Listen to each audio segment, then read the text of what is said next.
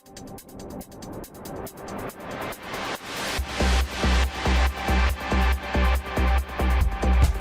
into your seats and get ready. It's time for the Mortarpod.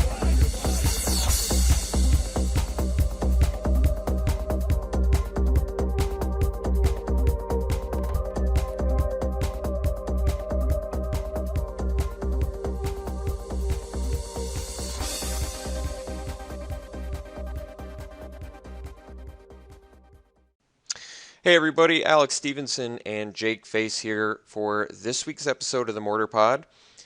This is kind of an exciting episode because we're going to be doing Khans of Tarkir spoilers. Do I even have the pronunciation on that right, Jake? Don't really know, I guess, until we hear the preview video. Yeah. What they say. Tarkir is going to be my guess until then.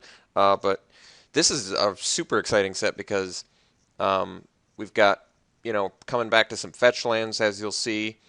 But additionally, we've got these shards, which we haven't seen since Shards of Alara, really. I mean, Return to Ravnica had the two guilds, or the two-color guilds, but now we've got back to three-color shards, and those are always kind of fun. I thought Shards Block was a lot of fun. I don't know about you.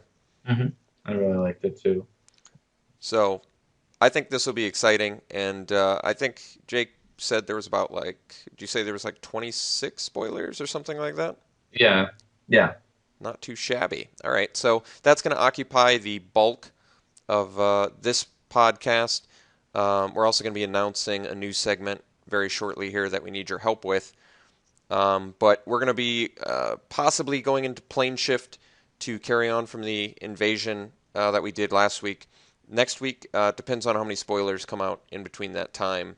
If a bunch come out, we'll probably just do another spoiler podcast, but we'll just play it by ear until then. So let's go ahead and announce the new segment.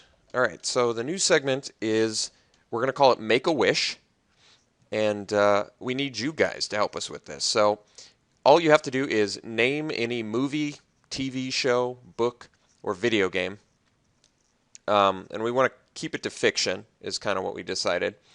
And we're going to choose our favorite suggestion each week, and then we're going to design little mini sets of unique cards that fit the theme of the suggestion that we choose. So if you want to email me, mortarpod@seemsgoodmagic.com with your suggestion, and we'll give you a shout out if we choose your suggestion. Otherwise, leave it in the comments of the YouTube video. We're fine with that too. I'll probably announce it on Reddit as well. But yeah, there's a good chance your suggestion, we're definitely going to see your suggestion. So suggest as many as you want.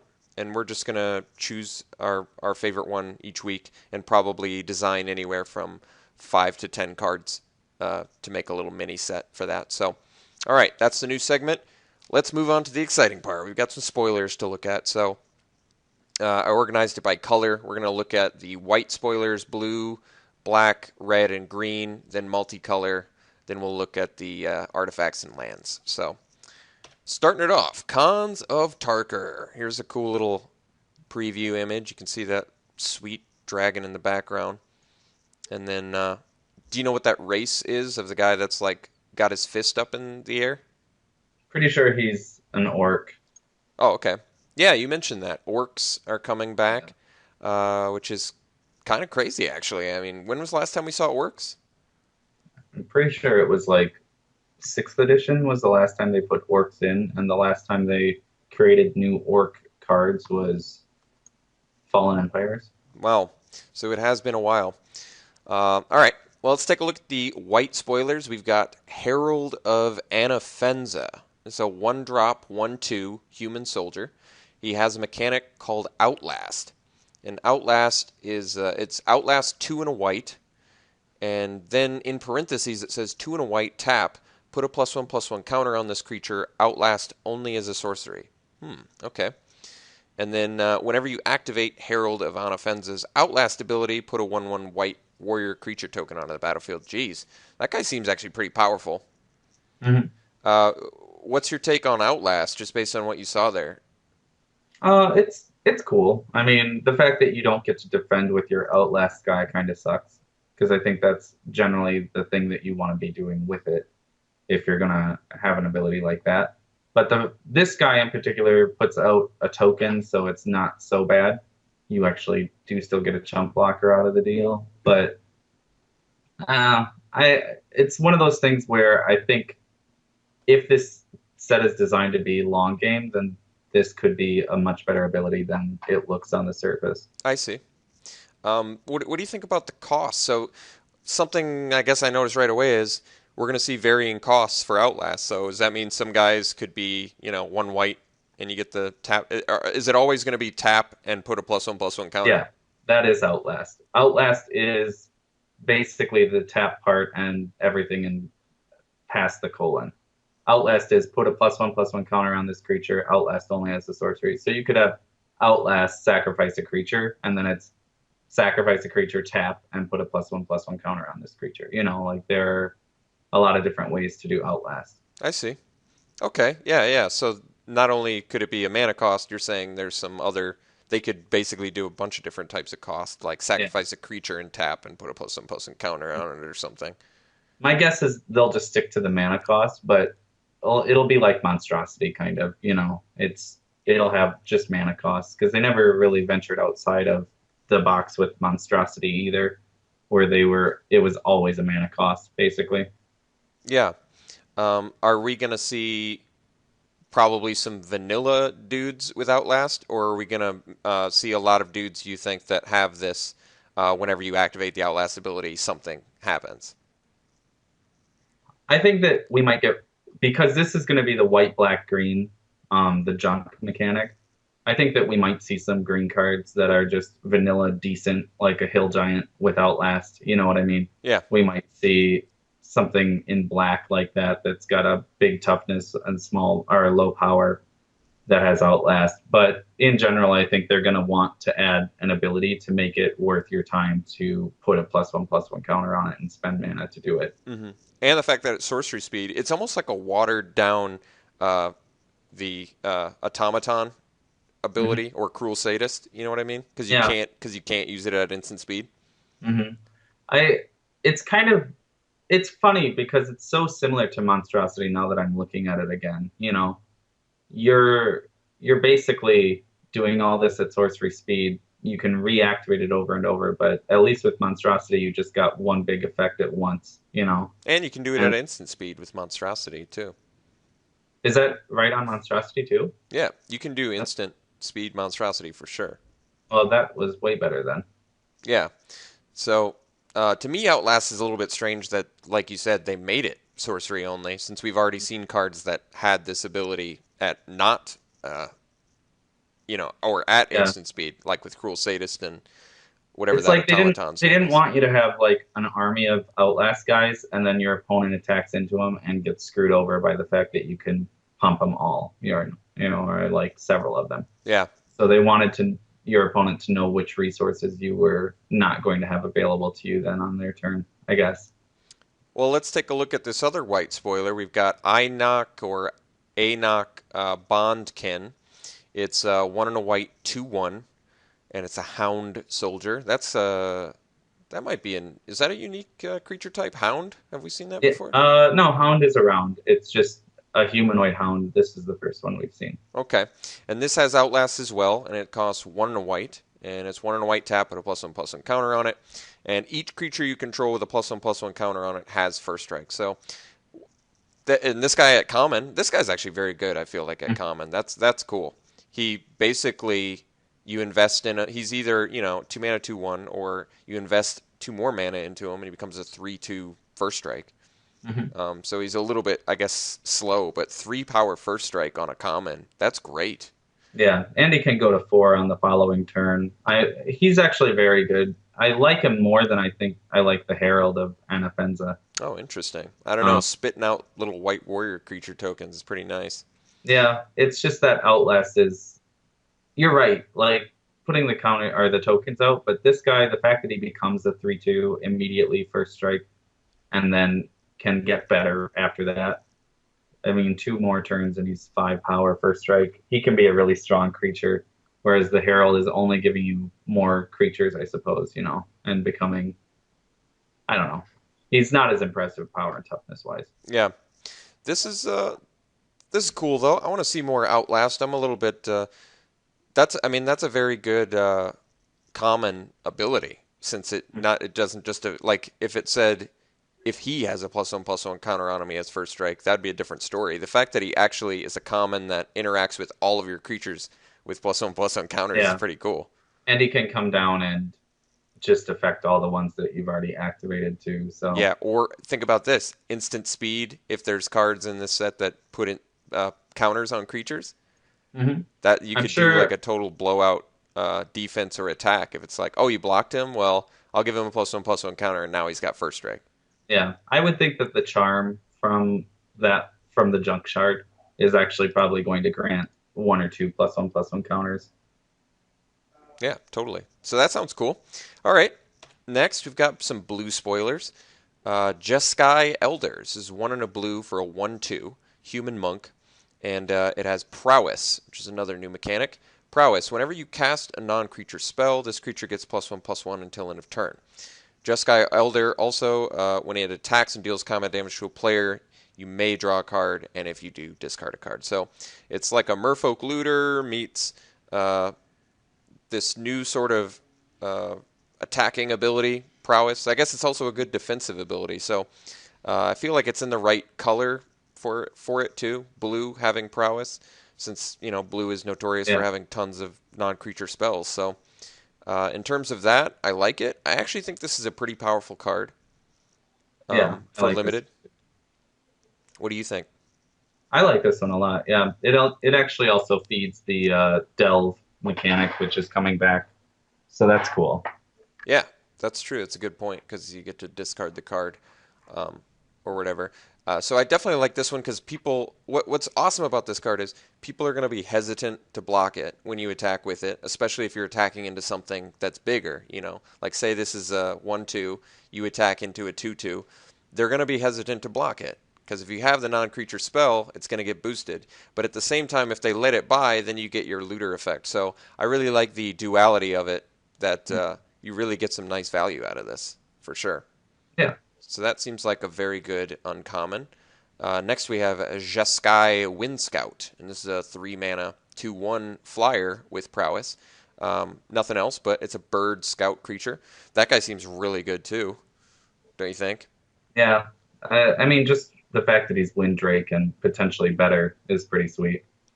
And because it's not just instant and sorcery, that's what really turns me on to this prowess ability. Because it's like, oh, I'm gonna cast an aura on my guy.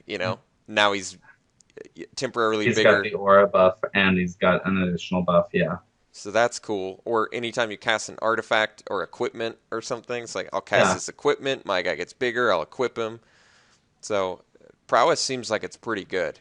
I'm digging mhm, that. Finally, we have Thousand Winds. It's a 6-mana, 5/6 flying elemental creature. It's rare. The Wind Scout was common, by the way. But Thousand Winds is rare. Rare elemental, 6-mana, 5/6 flyer. It has Morph, which is yet another mechanic coming back. And Jake, you sort of mentioned while we were assembling this presentation that Morph is going to be available to every single color. So yeah. that's not going to be limited to blue or anything like that. We're going to see it everywhere. Was Morph like that previously too? Was that in every color when it was around before? Uh, in Time Spiral, they kind of like put the most in blue, but it wasn't limited to any one color. No. Okay. So it morphs for 7, and when you turn it face up, you get to return all other tapped creatures to their owner's hands. This card to me is a little bit reminiscent of the was it Brine Elemental, or what was the elemental that Yeah, Brian Elemental kept everything tapped down I that see? your opponents controlled, And this and that was guy like, return bounces all tapped creatures, which mhm. seems really good. This card feels like it'll be a limited bomb, really a Mhm. blowout when they're like, because think about it this way. This is why it's actually so brutal. They attack you with all their guys, then for 7 mana you flip it up. They don't even get to deal their combat damage. You just bounce Mhm. all of their tapped creatures. So this is almost like a Aetherize on a 5/6 flyer. Yeah, this one is actually a really good trump to like if they're building up Outlast ability guys and stuff like that too. Since they have to commit to them at sorcery speed, you can always get the benefit of bouncing them during their own turn, pretty Yeah. much. Oh God, that's a good point. Yeah, that seems like a snap first pick. That guy's brutal. He's like Mhm. Mahamoti Jin meets Brine Elemental or something like that, or some sort of eight. It's like Mahamoti Jin meets Aetherize. That is a Mhm. very good mashup. All right, moving on. We've got some black spoilers. Mardu Skull Hunters. This is a 1 and a black, 2/1 human warrior. Enters the battlefield tapped, and then it has Raid, which is a new mechanic. So Raid is when Mardu Skull Hunter enters the battlefield. If you attacked with a creature this turn, target opponent discards a card. That's a that's a cool card. That's a good common. I feel like for an aggressive sort of red black thing. I like that it's not. You just have to attack with a creature, so you don't have to like deal damage to the player or anything Yeah. like that, which is nice. What do you think about this guy? I'm a little underwhelmed with it, I guess. It's cool. It comes into play tapped, which is kind of annoying, but not that bad. Uh, eh. Discarding a card is just, it's fine, I guess. It's just not the best thing ever. I think this could have been, it's great for a common, but with a name like Skull Hunter, I was really expecting it to kill a creature when it came out. Yeah, I guess that's true. I think he's pretty cool. I mean, if you're doing something aggressive, I could totally see him ripping stuff up. It is a bit strange that they made him enter tapped. Hmm. Um, I'm a little bit confused by that, I guess. Yeah. I But mean, he's not like overpowered or he's not even a 2/2. So entering untapped, I don't know. It just doesn't seem like that is really too much to ask for, considering that his ability already requires that you do something else, you know? yeah, maybe we're gonna see kind of a theme amongst raid with the enter the battlefield tapped. You know what I'm saying? So maybe we'll see some future raid guys that also enter tapped, and that's just going to sort of go hand in hand with raid. So you need to be maybe they wanted it to feel like he's raiding, so he has to enter tapped. He's already, you know what I mean? He's like coming Yeah. in and doing work already. So I mean, maybe. It is typically a black ability to have them enter tapped or something like that, you know, can't block, those sort of things. That is within black's realm, so it's not too out of control. And the two red cards that have been spoiled with raid don't have that, and one of them is common. oh, One okay. of So them is common. there's So red cards with raid already too. yeah. Okay, I see. All right. Well, decent. I guess then, yeah, a little bit strange that he enters tapped, but usually I think the thing is when we see it on black creatures, it's because they are like overpowered, like you said, Yeah. like with They're just a Diregraph little Pool. under the curve, so they have that downside to justify him. But yeah, this guy's he's not really pushing any limits, I guess. You know. Yeah, we'll see. I bet I could see some times where he'll play brutal in multiples. Mhm. Like you play a one drop, turn two attack, play Mardu, they discard, turn three attack, play Mardu, they discard. Yeah. It's like Mind Rot plus a It's nice couple that he's two Pikers. one, I'm so sorry, that what? you can. I said it's nice that he's 2/1, so you can kill their creatures in combat too, and then make them discard. Like if you do get the multiples of them. Yeah, that's a good point. So even if they play something that'll trade with them, you're still swinging in, playing another one, making them lose more value. So yeah, Mhm. could be good. Maybe they made it enter tapped because we uh, we didn't play test with it. Mhm. So maybe they did, and they were like, wow, this is actually better than it reads. Yeah. Yeah, and So actually trading on defense or preventing you from attacking in after you already had to discard a card is kind of shitty. So maybe that is all what it is. yeah, could be. Next, we see Necropolis Fiend, a rare, 9 mana, 4/5, but don't fret, it's got Delve. So, Delve is a mechanic that they first brought in Future Sight, and it was a really cool ability. They only put it on one card, right? No, it was on two. Logic Knot was the other one. Oh, okay. So it was on a counter spell, and it was on a big demon dude. And this is another big demon dude. So he's a 9 mana, 4/5 with Delve. And if you don't know what Delve is, it's each card you exile from your graveyard while you cast the spell.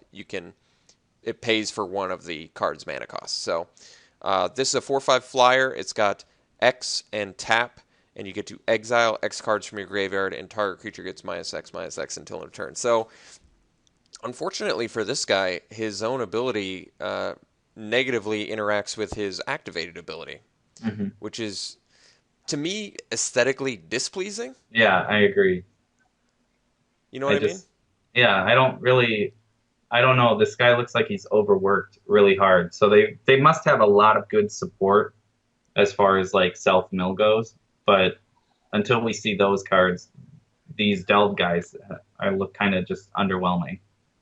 Well, I mean, if I'm trying to put it from the designer perspective, they made a black demon. So what's the history of black demons? They have some sort of negative aspect to them, Hmm. to the player that's playing them. They're usually well-costed creatures that have some sort of a drawback that can have high variance. So I think from the designer perspective, the downside of this is, well, you can't have your cake and eat it too. It's like you either want to play it cheap and get your 4/5 flyer, or you want to play it, for an expensive cost and then be able to exile cards to kill something or kill things. Yeah, it's hard coming out of the Desecration Demon era, looking at a new demon and being like, oh, it's a 4/5 flying for even at 4 mana if you exile 3 cards, or I'm sorry, 5 cards from your graveyard. Even for 4 mana, a 4/5 flying is not that great, you know. Yeah, that's But true. that's like looking at it just strictly comparing the two. And like I said, until we find out what sort of support they're giving Delve, which they really need to in order to support it as a full mechanic in a set, Hmm. it needs to have a lot of support. Until we see those support cards, Delve's just going to look kind of underwhelming. Yeah, I think so too. But I would still very easily snap first pick this because I do think that it has the potential to be pretty devastating in a draft for sure. I mean, creatures that can have activated abilities that destroy creatures are typically good, and this does double time since it's also a beater. So good Mhm. guy. Just I think from a aesthetic sort of view, it's displeasing to both of us, but I'm sure it'll play fine in limited for Yeah. sure. All right, next we have Shambling Attendants. This is a 8 mana, 7 and a black, 3/5 delve zombie creature, a common, and it has Death Touch. So might look underwhelming, but in fact, high toughness Death Touch creatures are typically very good. And Mhm. I think this guy is no exception. So I think this guy's actually going to be pretty playable. At least he doesn't enter tapped as well. So he can block Yeah. turn you play him. That's nice. What about you? What are your impressions of this guy for limited environment? I like this guy a lot, actually. He almost plays better with the Delve ability than the Necropolis Fiend does because you get a guy that can just outright kill stuff when it comes down, and the Fiend actually requires more cards, um, more cards to Yeah, power out the death, I guess. And the Shambling Attendants at least will just outright kill stuff. and I actually think Shambling Attendants both attacks and blocks well. That's kind of the nice part about them, because if they're attacking with a 3/5 Death Touch, you don't want to block that. Yeah, You'd have to double or even triple block it, and you're going to guarantee lose all your guys there. So um, I'm thinking the Shambling Attendants is going to play better than he looks, because admittedly 8 mana, 3/5 Death Toucher is not super impressive, but the Delve I think is definitely going to be good on yeah. this dude. So Even bringing him down to like 5, like 6 or 5 mana is totally a fine cost for the 3/5 Death Touch, yeah, it's in my reasonable for sure. But like you said, we're just going to have to see the support that Delve gets as more spoilers come out to see what they're doing with self mill. I mean, if you remember the Innistrad self mill theme, there was a fantastic one. You had like opinion. the Forbidden Alchemy, you had the Screeching Scab. Yeah, and what was the guy that tapped for 1 and milled you for 1? Oh, Deranged Assistant. Can Yeah, you there were imagine just how tons good of that would be with Delve? Wow. yeah, yeah, that would be amazing. because it's basically like 2 off of every dev spell. Yeah, So that would actually be a really cool addition to this set, the Deranged Assistant, yeah, That would be really cool. it would So, have been a nice one to see in the core set as like kind of the hint toward Delve coming back. no, I mean, just straight up for this, like, draft environment, Well, yeah, I mean it just doesn't make sense as a deranged assistant because in it's this blue. set. Well, because this is totally a warlord theme set, so somebody as an assistant doesn't really make sense, Okay. like for a laboratory assistant. Yeah, I gotta But they have could, to leave the flavorful stuff to you because I yeah. mean I don't exactly know the theme of everything going on besides dragons was like the Mhm. main tagline of this. It's like everybody has to do with dragons. So, um, all right, well let's Eh, move on. We've got red and let's start it off with the namesake, I guess, of this set. Sort of, he's got a part of it in his name, Sarkin the Dragon Speaker. So we've got a Planeswalker here, folks. He's a 5 mana, 4 loyalty Sarkin Planeswalker. This is the third Sarkin Planeswalker since we first got him spoiled. He has +1 loyalty until end of turn. He becomes a legendary 4/4 red dragon creature with flying, indestructible, and haste. And -3, Sarkin the Dragon Speaker deals 4 damage to target creature. And then we have -6. You get an emblem with, at the beginning of your draw step, draw 2 additional cards, and at the beginning of your end step, discard your hand. So we talked a little bit before we started the podcast about this guy. I think we're both a bit underwhelmed. But that being said, I want to first preface anything we say about Sarkin with the new generation of Planeswalkers. I'm on board with weakening Planeswalkers as a whole. Ever since the Jace the Mind Sculptor incident, where everybody in top 8 was running yeah, just call it for. a fiasco because It was a disaster. It was a yeah. disaster, and it made for a horrible, horrible metagame.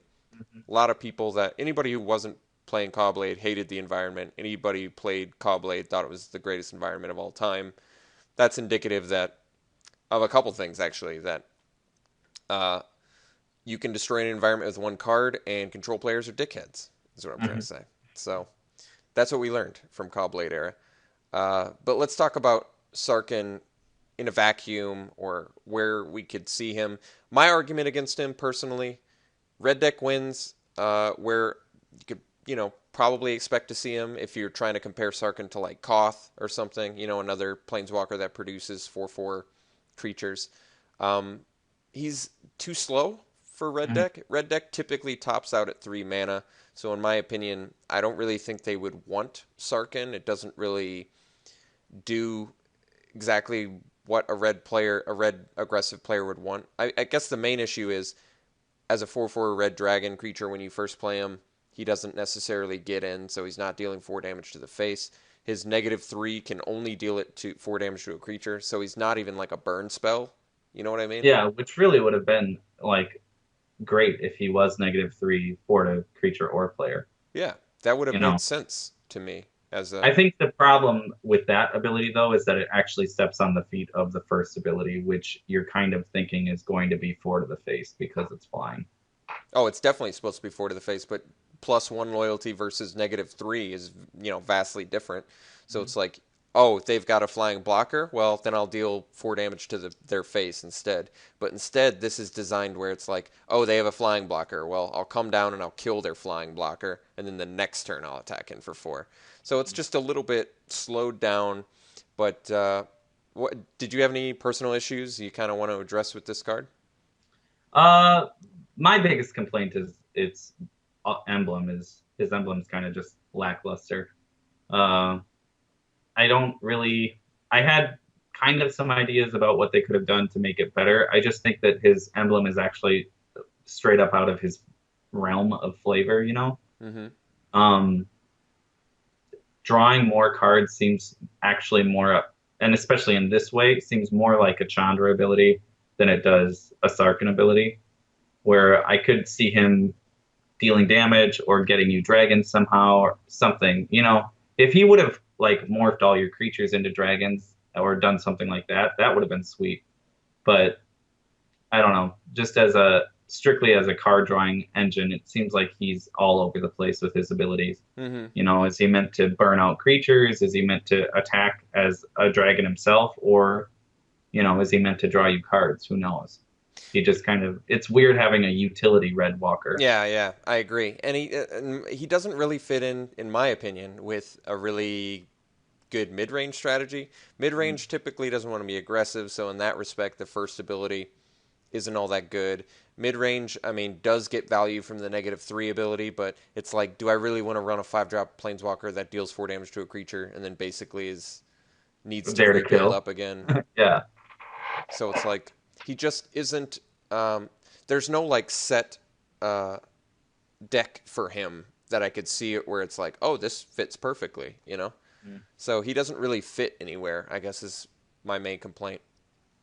But yeah, I guess that's all we can really comment on with him so far. Next, Yeah, we he have just seems a little too broad, I guess. yeah, he is. He's a little too broad. I can't think of any specific deck that would benefit greatly from him. Dragon Style Twins is the next spoiler. This is a rare. This is a kind of cool rare. 5-drop, 3 and 2 red for a 3/3 human monk, and it has both double strike and prowess. So this card seems pretty ridiculous, actually.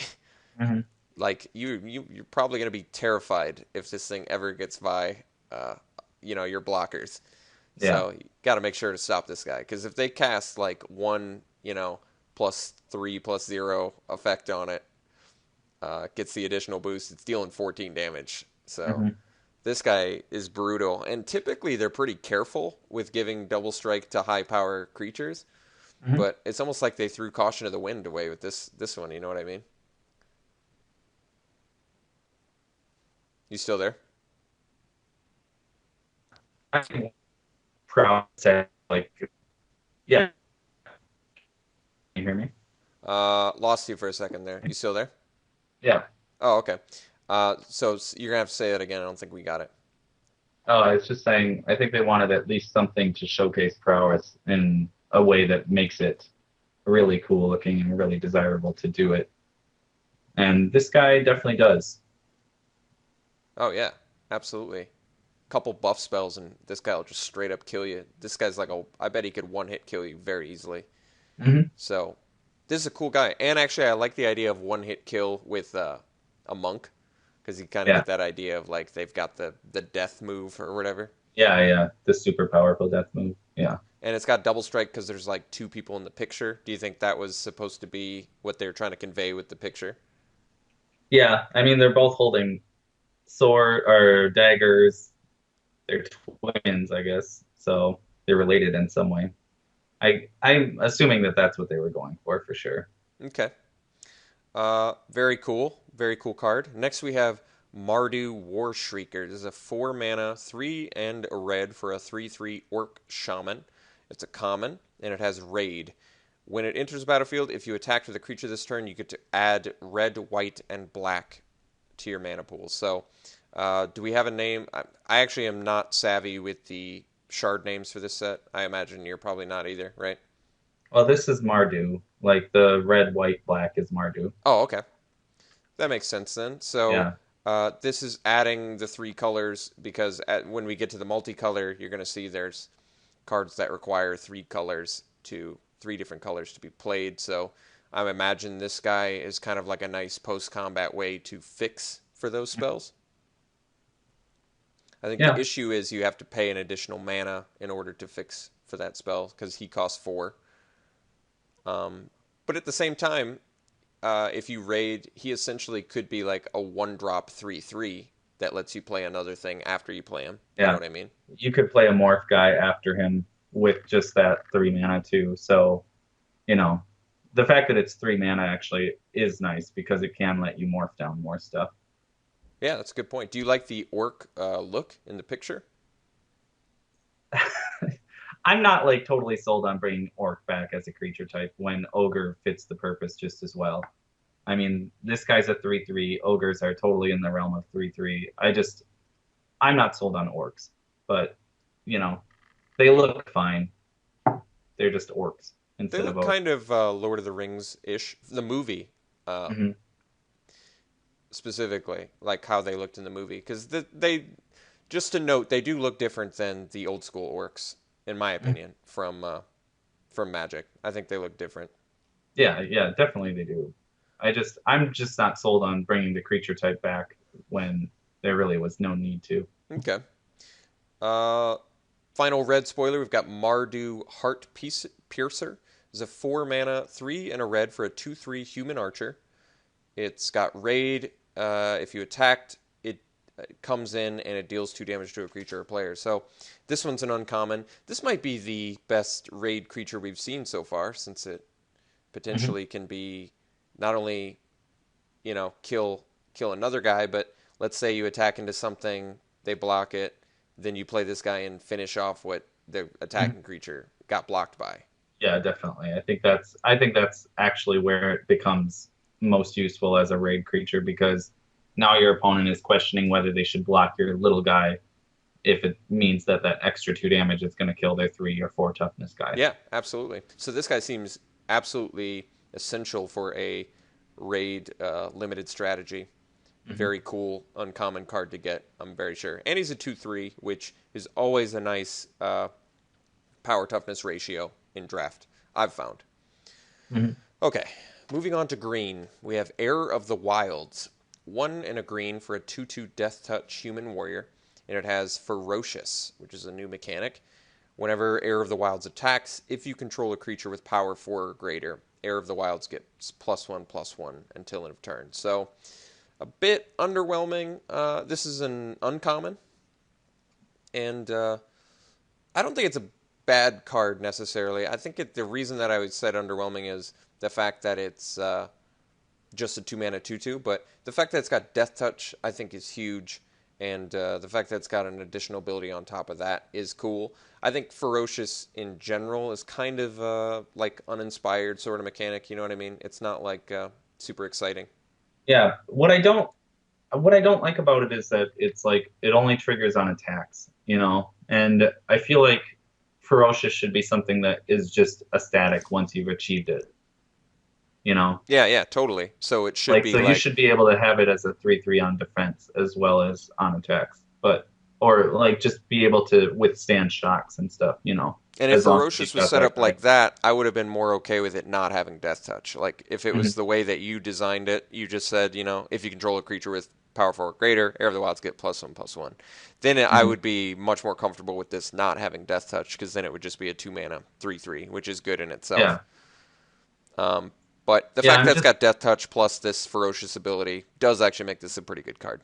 I think it's Yeah, I just do agree. The Death Touch actually makes it much more playable, but the Ferocious ability is not like the bee's knees. If the Ferocious triggered and gave Trample, something that made the Death Touch more of an issue, that might be my problem with it. It's like the Ferocious doesn't give much to it, you hmm know. yeah, no, it's true. Um, it's kind of But an otherwise, it's a interesting good card. interaction with prowess. You play pre-combat something to make your prowess creature 4 power, and then swing in with this and your ferocious creatures, Hmm. and you get some bonus. That might be a thing. I'm not sure yet. Yeah, I mean, blue and red are both prowess colors, so it's totally because this card is the red, blue, green shard or wedge. Okay. So, it totally works even within its color realm. All right. Not that it needs to be in those colors, but still. Next we have Rattleclaw Mystic. This is 1 and a green, 2/1 human shaman. It's a rare. Taps for green, blue, and red. The shard you just mentioned. It also has morph for 2. And when you turn it face up, you get to add a green, a blue, and a red to your mana pool. So in this case, when you unmorph it, it actually ramps you a little Mm. bit, and then you can additionally do another Tap it. ramp to Yeah. tap. So it's actually a pretty cool card. I think potential for dropping. I mean, let's do the math on that. You play this. Let's say you play this on turn 3. Turn 4, you play a land. You unmorph it. So you've got 2 resources plus the additional 3, 5 plus you can tap it. So 6 drop on turn 4 Hmm. potentially, if I did my math right. Yeah, I think so. And is there a one drop? Is Is the elf back in the core set right now? Elvish Mystic. Yes, Elvish Mystic is So you can actually do it on turn 2, or you can morph it down on turn 2 and get to that same turn, 6 on yeah, turn 3. 6 mana on turn 3, which is pretty impressive, definitely. Mhm. So that's cool. That I mean, not since the days of Lotus Cobra have we seen Yeah, ramp like that. I still think Lotus Cobra is a better card, but still, this is a cool rare. This is a solid. yeah. This is I almost like actually a really like fixed Lotus Cobra. it. I like the fact that dropping it as a 2-drop isn't even out of the question either. Yeah, the 2 power actually is very attractive on this card since it's Mhm. a ramper and fixer. This is just an ultra utility rare. I really like this card a lot. Very I cool. do too.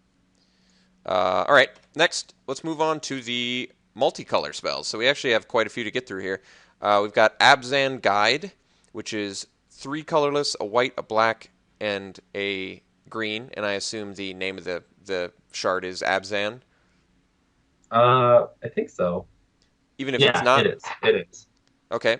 He's a lifelinking human warrior. He's a 4/4, and he has morph for 2, a white, a black, and a green. The reason that his morph is so expensive is the lifelink surprise block or surprise attack is pretty bonkers. Yeah, So it's huge.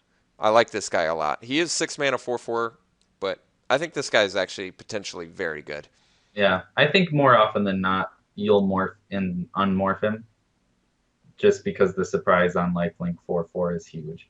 Yeah, I mean, not since the days of Exalted Angel have we seen that Yeah, sort of ridiculousness. yeah, exactly. And Um, at common now, so yeah, that's really cool. yep. So good card. Next we have Crackling Doom. This is a red, a white, and a black. Do you know the name of that shard? Uh, ugh, I don't It's all off the right. top of my. Doesn't matter. We'll figure it out eventually. They all have weird names. So this is Oh, a that's Mardu. That is the Mardu. oh okay, red, white, black instant. It deals 2 damage to each opponent, and then each opponent sacks a creature with the greatest power among creatures he or she controls. Jeez, that one's a rare, understandably. So 2 to an opponent, and then they have to sack basically their strongest creature most of the Mhm. time. I like it. That seems pretty strong. It's most. I mean, the 2 damage is almost icing on the cake, Irrelevant.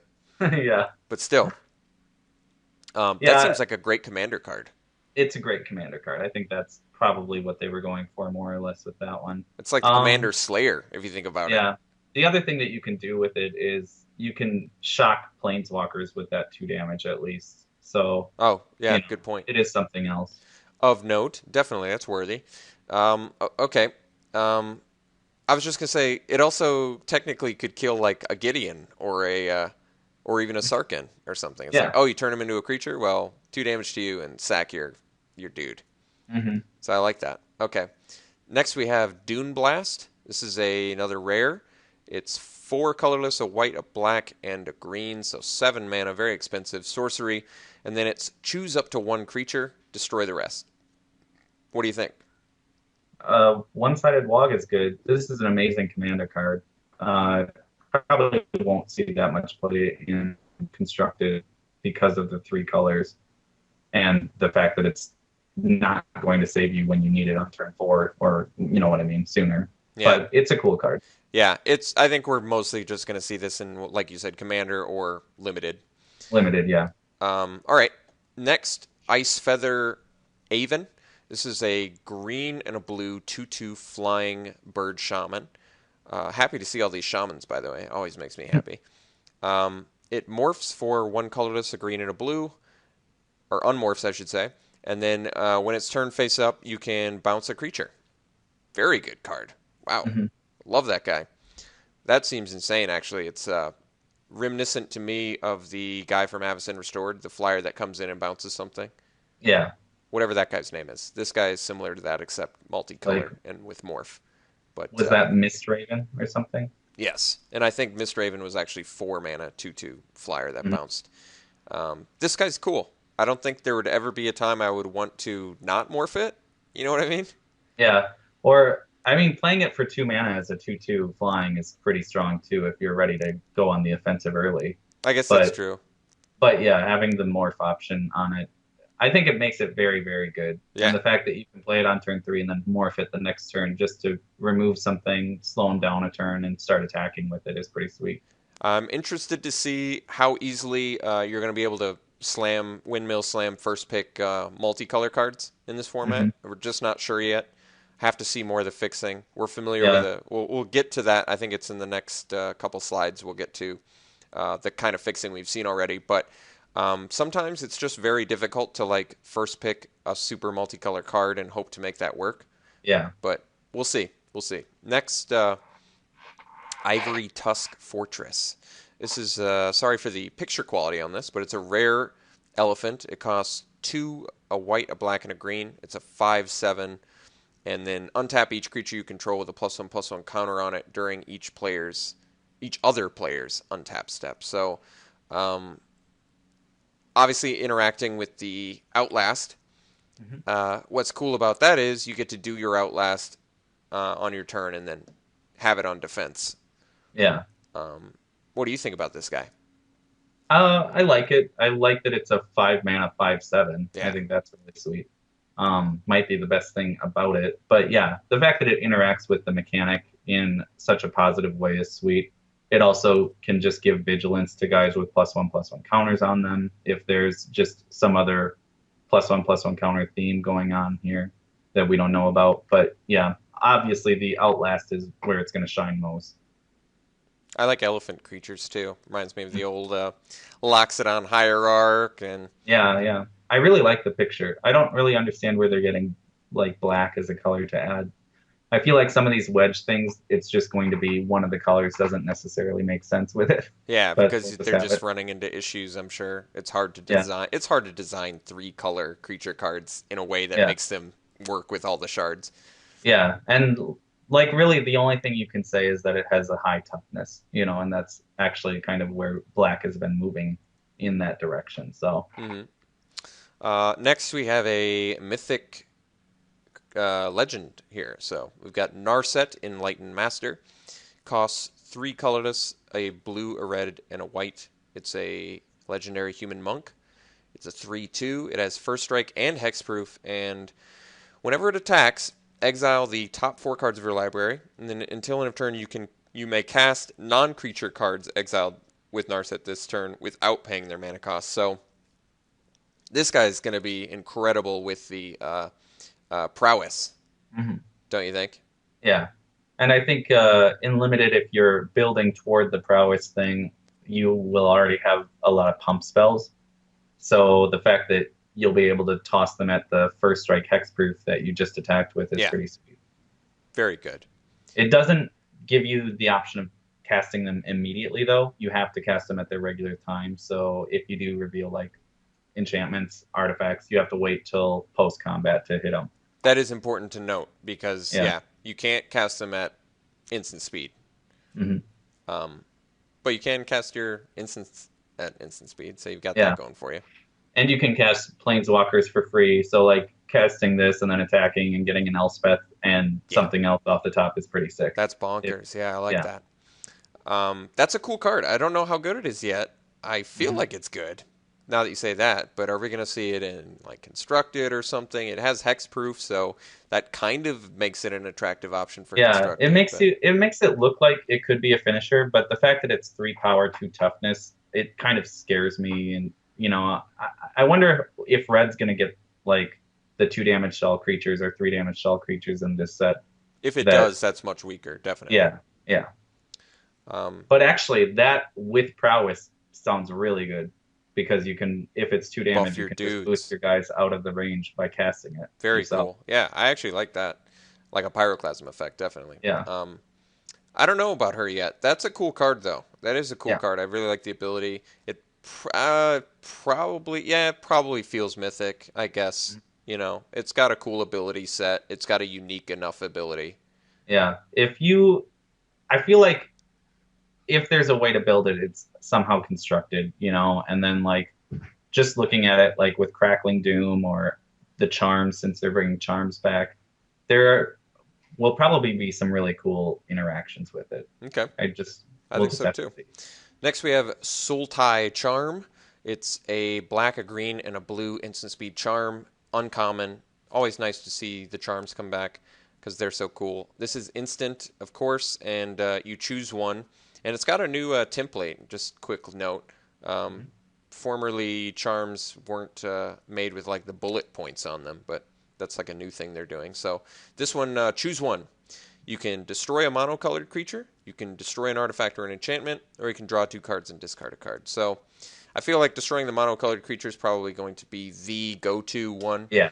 But I definitely have no complaints about the utility of this card. It's almost a mashup Answers. of Putrefy and Mortify. Yeah, answers 3 different permanent types and then feeds Delve ×2. You get to put the Sultai charm in your graveyard and you get to draw or discard a card. So it's good for feeding Delve at the very least. Very cool. That's a good point. Great card. Really like this a lot. Yeah, that I actually feel this could easily transcend into constructed territory. Oh yeah, for as sure. a sideboard option for sure. The fact that it destroys enchantments, there are enchantment creatures going to be in standard for at least another year. So I think this card will definitely see play. Okay. Next, Temur Ascendancy. This is a green, a blue, and a red enchantment. It's rare. Creatures you control have haste. Whenever a creature with power 4 or greater enters the battlefield under your control, you may draw a card. So that's cool. It's like play a fatty, comes in and attacks, and I get to draw a card off of it. So it turns your fatties into cantrips. What I like about Temur Ascendancy is it does it at a reasonable cost. Like formerly, cards that reward you for playing big fat fatties are expensive themselves. And the only example I'm thinking of is, do you remember the 6-drop red enchantment? Whenever you play a 5 or greater creature, you deal 5 damage to a target. Yeah, whatever that card was called. I always felt Where like the Ancients Tread. Yeah, Where Ancients Tread. I always felt like it was too expensive. I like that this one's actually like a kind of reasonable cost. Like you're gonna play this right before you start playing your fatties, So I think that's why this card kind of shines in my eyes. What do you think about it? I like it. I think it's a little lackluster because it's one of those only build around cards. It doesn't really affect the board when you play it. Yeah. It of course has that holding it back, but it's a cool card in general. If you can get this in limited, I think it would be great just to be able to attack with all your ferocious guys the turn you play them, since they're all attack triggers, Mm-hmm.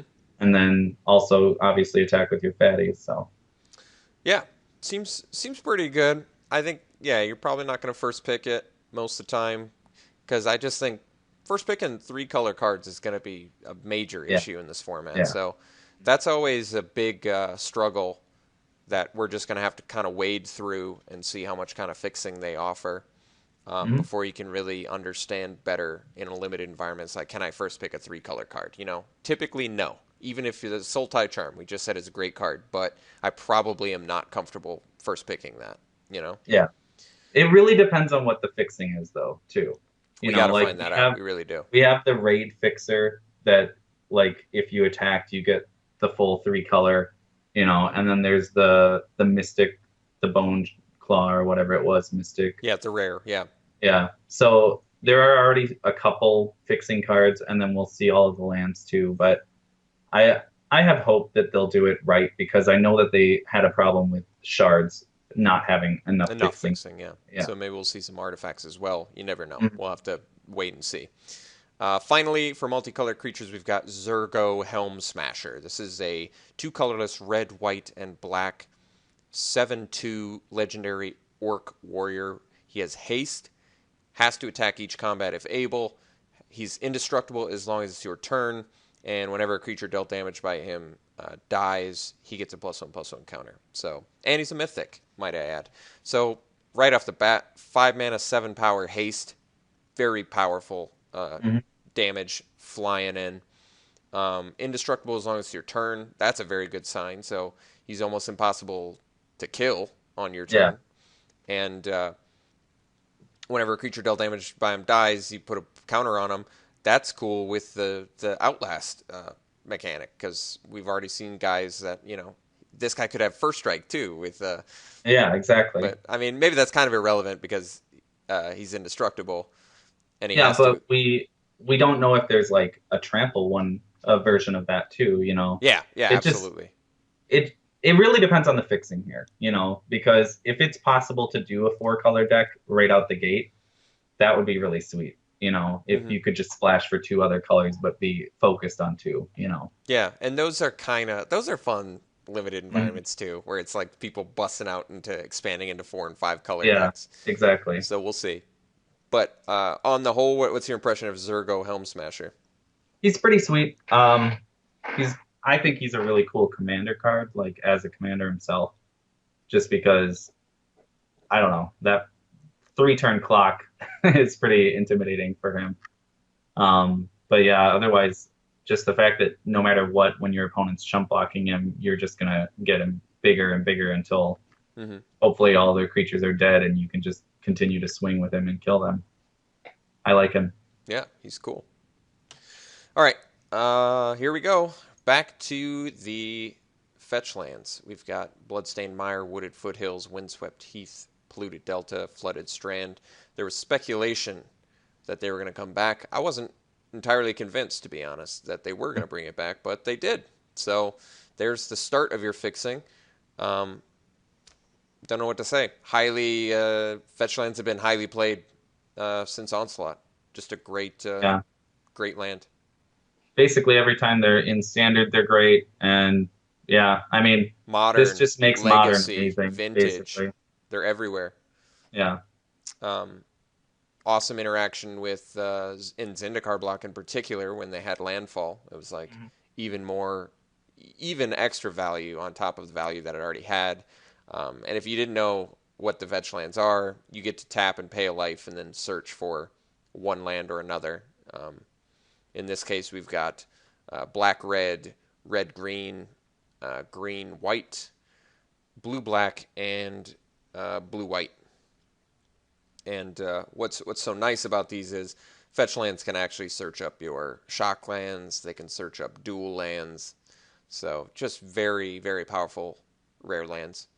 But let's talk about the new lands. A couple have been spoiled already.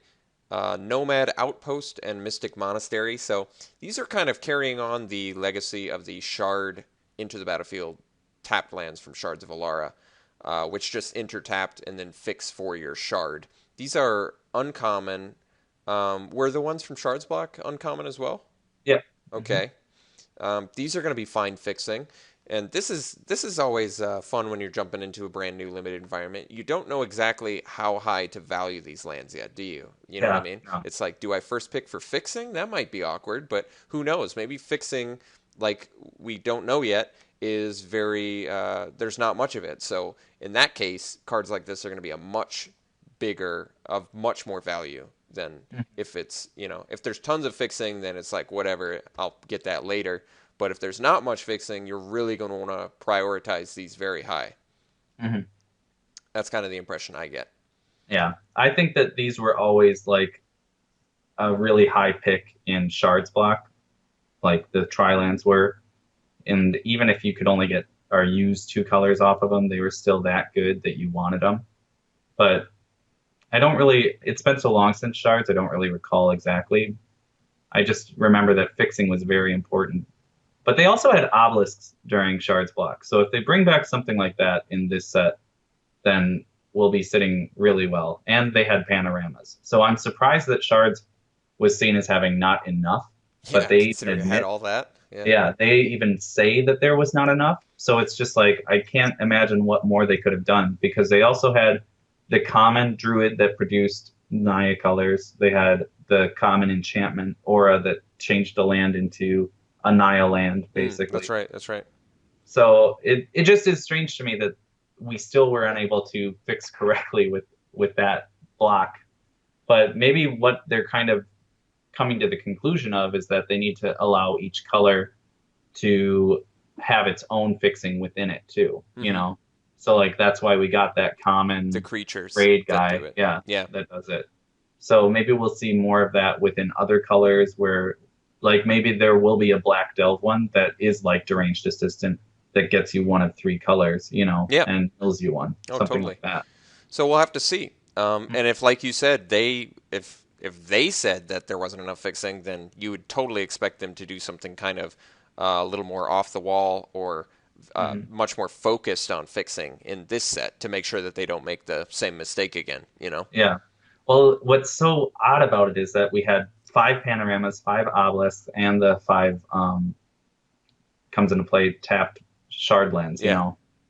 And the obelisks and the panoramas were both at common, so it just that's 10 slots already. That's straight up fixing. Yeah. And at common. So I can't imagine what they can do to improve the amount of stuff that we see without straight up repeating that cycle and then adding more commons into the colors themselves to give us the fixing that we need. Yeah, and perhaps that's what we're going to see. So Mhm. I think that's all we've got for this week for spoilers.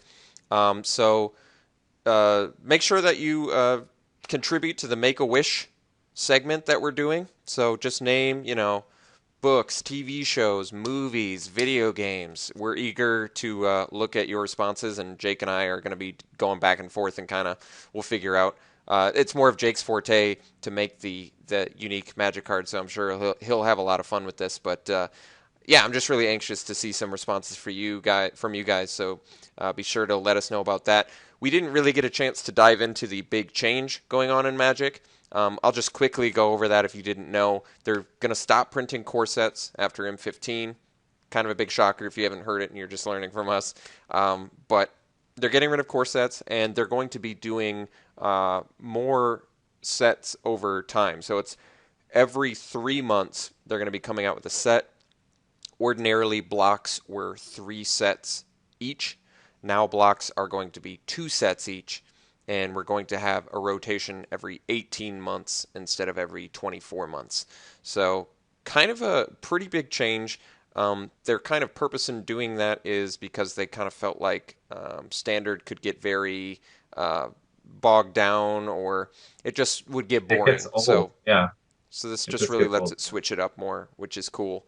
And I think it's going to be cool. I mean, who doesn't like more cards being printed? Mhm. We're gonna every 3 months instead of every 4 months, we're gonna be seeing brand new cards. So I'm excited for it. I am hopeful that this decision, does some positive stuff for the standard metagame, but we're not going to be sure until I guess we start playing with it. So thanks for tuning in this week. If we have significant spoilers next week, we're going to continue with more of them. Otherwise, we're going to jump back into Plane Shift and as well as do the new Make-A-Wish segment, as long as we get, a suggestion that we can use, and possibly Weird Harvest too, depending on if we get to Plane Shift or if there's anything weird that's spoiled with Khans of Tarkir.